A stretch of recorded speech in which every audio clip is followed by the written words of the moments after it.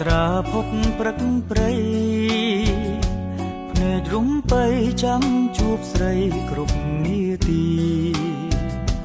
បងចាំអូន4រដូវបើឈវីអូននៅទីណាបងចាំបើមានរដូវស្លឹកឈើជ្រុំខ្ញុំយល់សន់អង្គសង្ឃឹមក្តីស្នេហាពេលត្រជាងធ្លាក់រងារោគសង្សា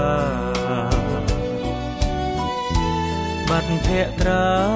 សូនឈឹងសញ្ចាជួបអូនមួយពុំភ្លេចពេលផ្ការិញបងពុំភ្លេញទេព្រលឹង